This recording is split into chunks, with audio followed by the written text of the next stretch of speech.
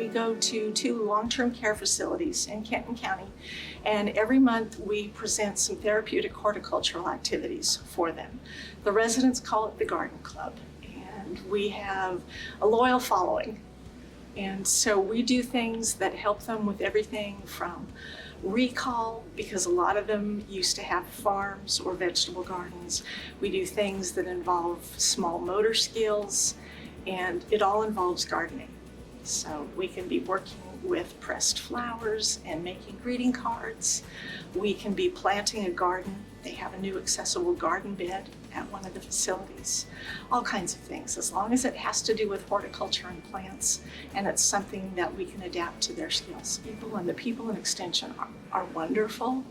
You get to work with all kinds of people in the community and feel like you are helping and making a difference.